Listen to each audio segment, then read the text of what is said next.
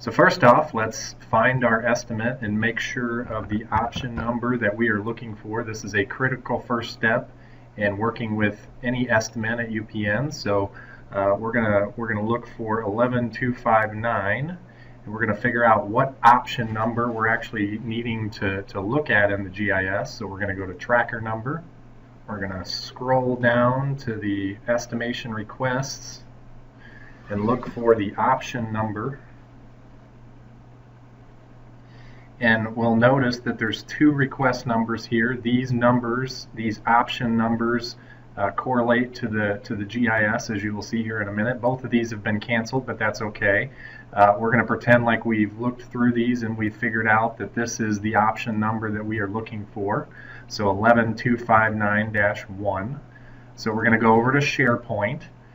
We're going to go to the GIS. You'll notice that you have to be on the network or utilizing VPN.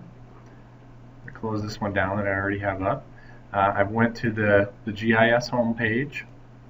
I'm going to go to UPN GIS map. And so again, we're looking for 11259-1. That's the option. So you've got two ways to view and work with the estimates within the GIS map. I'm going to show you a quick way that's going to list all of the options that have been submitted for 11259. So you saw me go over here to Basic Estimate Query. Let's do that again. We go over here to Basic Estimate Query. Let's clear results. Go over here to Basic Estimate Query. Notice there's Search Estimate Route. So what we're trying to do here is just get a list of all of the option drawings that have been submitted for this opportunity number. So I've replaced that with the opportunity number. I'm going to hit apply, and what it's going to do is it's going to give us a list of those. So this right here tells us that this option has been submitted. Now whether it's the correct option and whether it has changed or not, that is up to you to verify with the outside plant staff or the sales staff that's working this opportunity.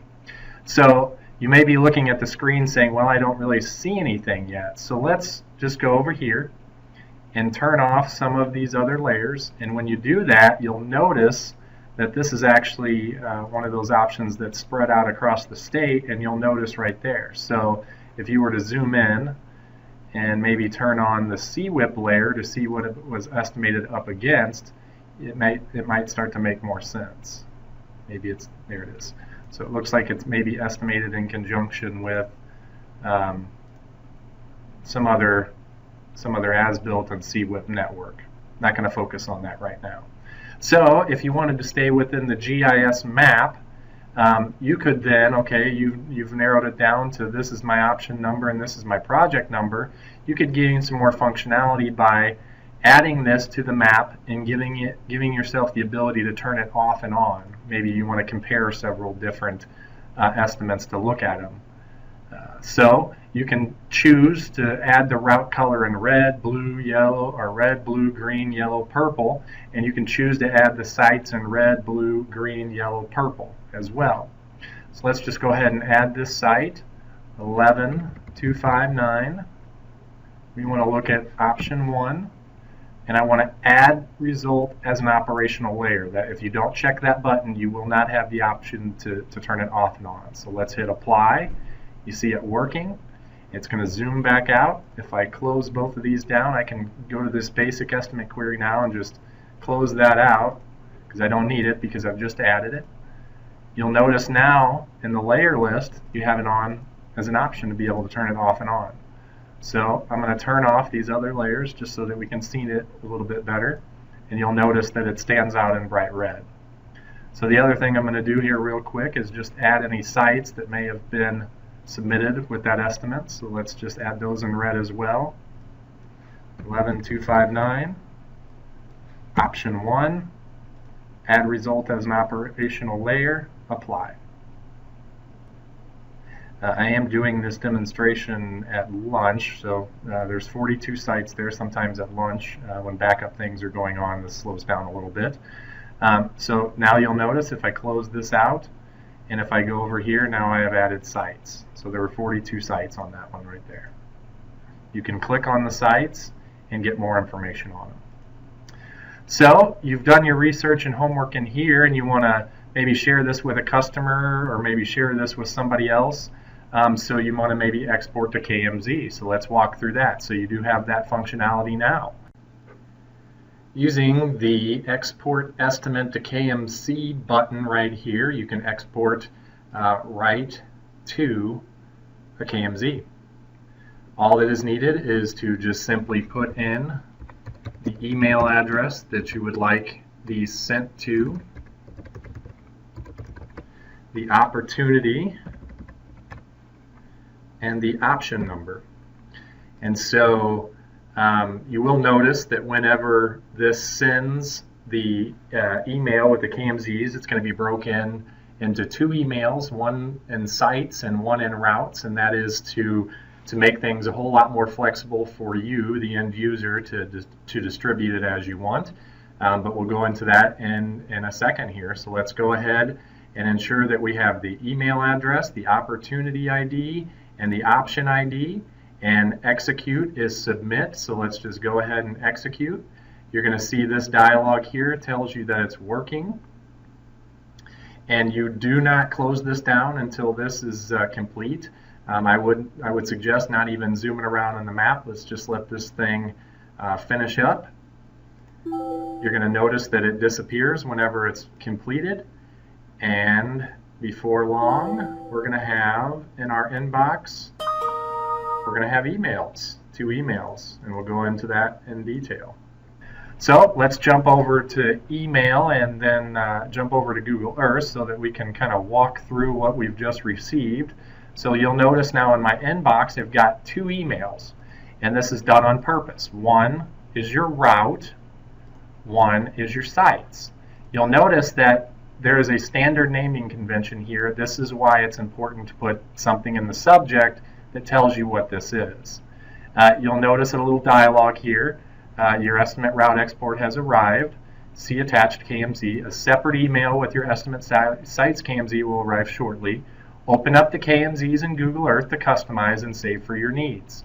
You can download the UPN GIS Network KMZ online at this link here. This is our externally hosted website, and this is just letting you know this is an automated message. Do not respond to this. So before we go and open up these files, I just want to note that if you click on this link right here, this will open up the externally hosted website.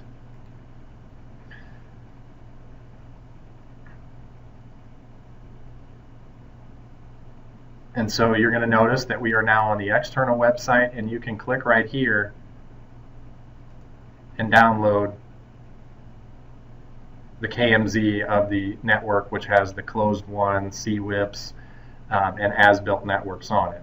This file right here is updated every Tuesday, so that is the most up-to-date network map that you can find for UPN. Let's just open the file where it was put, the folder where it was put, so that we can grab it. It's in my downloads folder. And I'm just going to go ahead and grab it.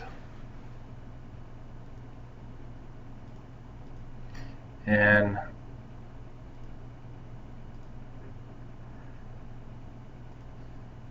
I'm just going to put this out here.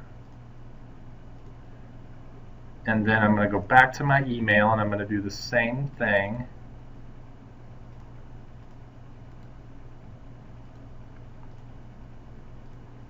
And you can also just double click on your email and open them up, but I noticed that my Outlook seems to be struggling a little bit here.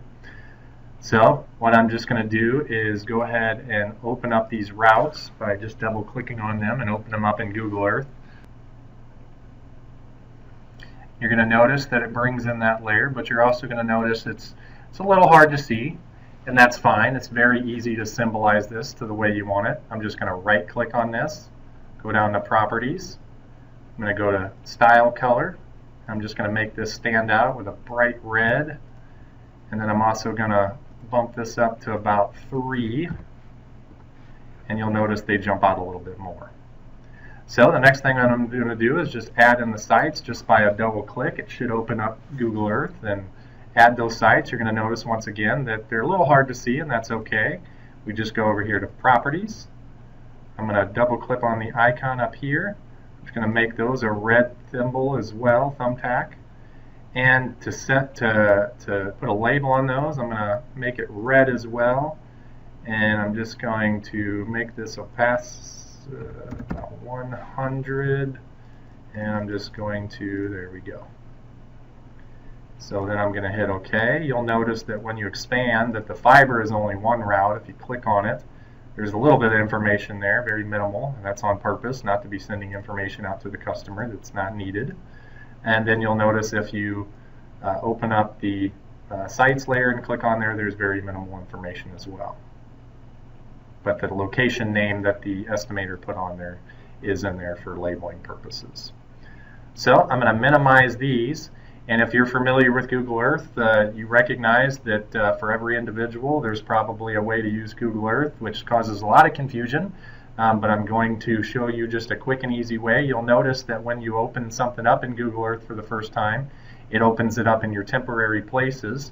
And so because I keep my Google Earth pretty much basic and just open in and bring things in as I need them, meaning that I just click on things to open them up and don't save them up here in my places, you'll notice that there's very basic information in here. And so that what you'll notice is a hierarchy here. I'm just going to rename this and just call it UPN network so that the person that I receive this realizes that they've got layers here. I'm just going to rename this 11.259 routes, and I'm going to rename this 11.259-1 sites. Also going to do that real quickly for the route. I didn't put the option number in there. So from here I can combine all of these, because that's really what I want to do, is combine these for whoever I'm sending this to. And because I keep my temporary places and my places up here pretty clean, all I have to do is, by right clicking here, save place as, tell it where I want to save it. I'm just, for this purposes, I'm just saving this -1.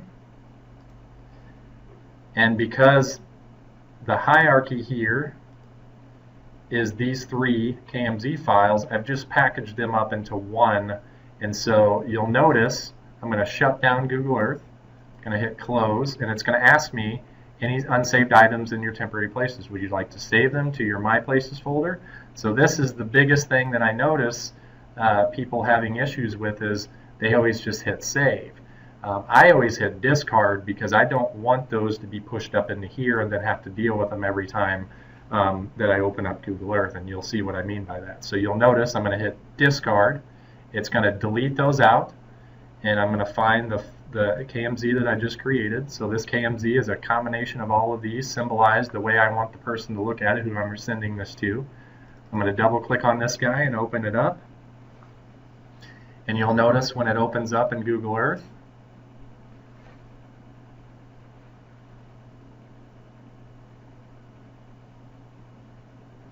it opens up with all the symbology that I set, and it opens it up down here in temporary places, including everything that I had turned on or turned off. So that is how to use estimates in the GIS system, and how to export them to KMZs when you have that need.